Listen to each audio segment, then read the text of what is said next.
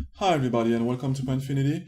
My name is Wes72 and today I'm going to talk about the way I use light because in my previous video I show really quickly my light panel, and Quentin asked me a little bit more info about it, so I'm going to show you the three techniques I use most of the time to light my scene.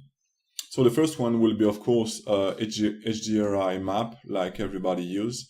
But I add to that sometimes custom hand paints and HDRI and my custom light panel. So let me show you quickly with the custom hand paint how it looks like.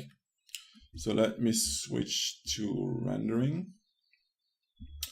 And as you can see, I have a 4K HDRI map here, and the thing I do is just put it on the environment map node, and I just paint to have a basic lighting on the scene, and after that I adjust that with my custom panel. And in fact, let me show you this. This is an old project of mine. It was a BMW i3D model last year, I think. And I use this, the hand paints HDRI plus light panel to be able to create all this lighting. And why I use mesh lighting instead of the regular lamp is simply because it is a mesh, I can bend them, and I will show you that in a few seconds. So let me show you. Here, all I have to do is just paint the map like this. Let me switch to line. Most of the time I use basic line like this, just to paint some stuff really quick.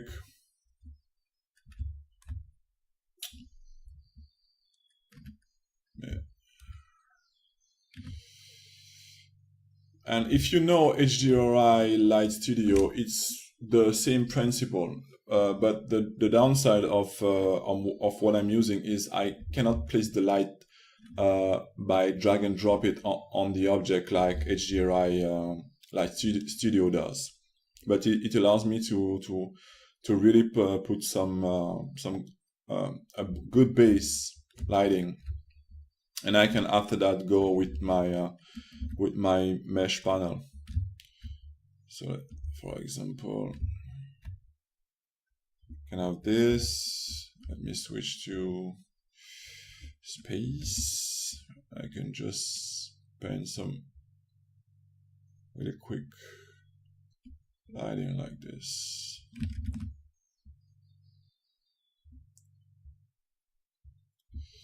I can have this and I can have this.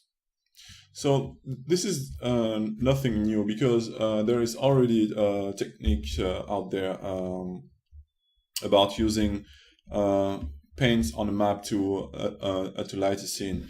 The technique, the first time I see the technique, it was on a mesh wrap around the object.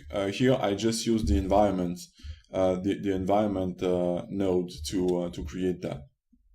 So once I have a really base lighting like this, I switch to my mesh lighting.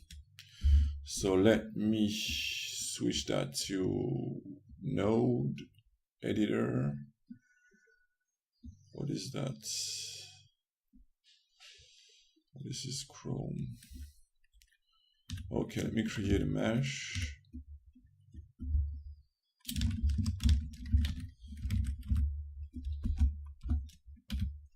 Whoops, made a mistake. Okay, let me choose my light panel, and it's basically like this. So I have my custom light node, and I have a RGB curve, and I will explain in a few seconds why. And I have a gradient texture, and I use the different mode depending of what I need, and just my custom point mapping plus the texture coordinates. So when I go to rendering, I will have this. So why I have a color on the back of the light is just for the placement in space when when I place multiple lights is to see what is what. And when I don't need it, I want to see the light, the camera through the light, I just remove the back facing so I can see the final image, what it's going to look like. So on this node, I have the back facing, the temperature. So as you can see here, I have, if I put 3500, it's going to be like a warm light bulb like this. I usually use for white light 6000, like this one. And I use this curve to control, if I needed the fall off, I can control the fall off like this. Instead of using the fall off node, I prefer to control it with the curve. I have much more control with the curve. And if I want to change the shape, if for example I want a ring light, for example, what I can do, I just can shape the curve like this, for example, and I can have a ring light I can use on the scene. And of course I can use an image texture. Let me show you that.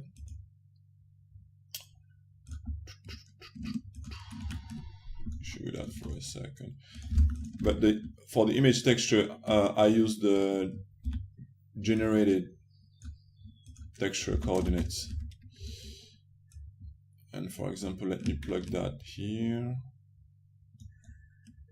Okay, so I have this, I have no texture for now. Let me switch to this one and create a new one. Let me switch back. And let me call this one. I'm doing a lot of switching, sorry. And what I can do, and I use this sometimes to really have precise lighting placement, I use on the mesh light, it is the same principle as the environment map, but just on a mesh, and I can pin the mesh like this to have, if I want something really specific, and it will light the object for me the way I want, so I can really precisely, if I want to create a quick curve or a quick line, I just can place it with the texture, and I will have my lighting properly placed. Okay, and let me show you the reason why I prefer mesh lighting. Let me switch back to, let me remove that. It's because with the, let me remove this one. With the mesh, what I can do, I can use, let me subdivide this a little bit. And if I use a simple deform like this with an empty, I can just bend the light like this. And by scaling the object, I will have the light, as you can see, bending around the object to have a specific type of light. And this is what I use, for example, on this part of the BMW, to have the light illuminate that arc. This is what I use. I take a mesh light, bend it, and use my custom lighting to make that work. So how I made this node is a little bit complicated, though I will explain that in a tutorial I'm currently working on too. I will release it after the mesh master course, because this one requires me a lot of work, and I will explain from scratch how to create it and the way it works. And it uses the real life behavior, so it will allow you to have a realistic lighting. But of course, it's going to depend on your knowledge of light. So even if I give you the node, if you don't know how to light properly, it's not going to do anything for you.